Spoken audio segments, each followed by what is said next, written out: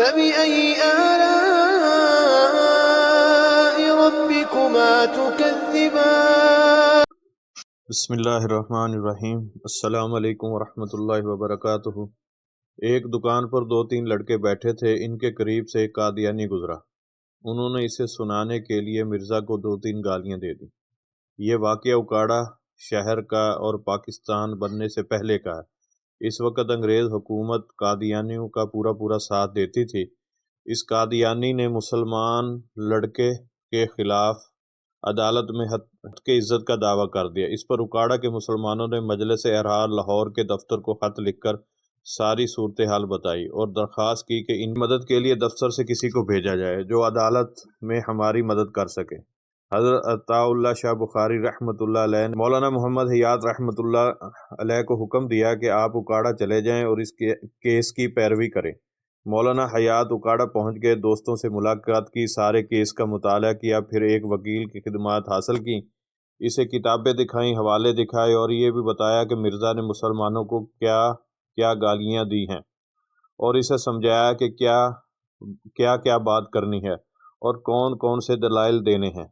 تاریخ کو عدالت لوگوں سے کھچا کھچ بھری ہوئی تھی۔ سب لوگ مقدمے کی کارروائی کو سننا چاہتے تھے۔ مولانا حیات صاحب نے وکیل کو بہت تیاری کروائی تھی، اس لیے وہ مطمئن تھے کہ ان کا وکیل سب کچھ سنبھالے گا، لیکن وکیل نے اٹکی بتائی ہوئی ایک بات بھی نہیں کی، وہ سب یوں ہی رہ گئے۔ وکیل اس طرف آیا ہی نہیں، بلکہ اس نے عدالت میں اس قادیانی سے یہ کہا، میں کوئی زیادہ لمبی چوڑی بحث نہیں کروں گا، نہ ہی دلائل دوں گا، آپ صرف اتنا بتائیں کہ ان لوگوں نے مرزا کو کون سی گالی دی ہے تاکہ اسے سن کر فیصلہ کیا جا سکے، وہ گالی ہے بھی یا نہیں۔ قادیانی کو یہ سن کر سکتہ ہو گیا اور وکیل نے یہ کیا سوال کر دیا، اور مجسٹریٹ منہ پر رومال رکھ کر مسکرانے لگا کہ وکیل نے کیا خوب سوال کیا ہے۔ آخر مرزئی نے کہا، مجھے یاد نہیں کون سی گالی تھی، لیکن گالی ضرور تھی۔ اس پر وکیل نے کہا، کوئی بات نہیں، میں گالیاں دیتا ہوں، آپ سنتے جائیں، جب وہ گالی آئے مجھے بتا دیں۔ کیا اس نے کہا تھا کہ تیرے مرزے دی؟ وکیل نے ایک ہی سانس میں مرزئی کو کئی گالیاں دے دیں۔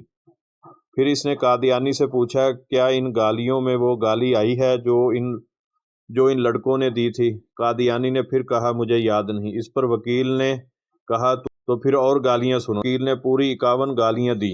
میٹ اور تمام حضرات دبی ہنس رہے تھے، بس مرزئی ساکت کھڑا تھا، اس کا رنگ فک تھا۔ اب پھر وکیل نے کہا، ان میں سے کوئی گالی آئی تھی؟ اس نے پھر کہا، مجھے یاد نہیں۔ اب وکیل نے جج سے کہا، سر مجھے کل کی تاریخ دے دیں، میں اور گالیاں یاد کر کے آؤں گا اور ہو سکتا ہے اس کو بھی کل تک وہ گالی یاد آ جائے۔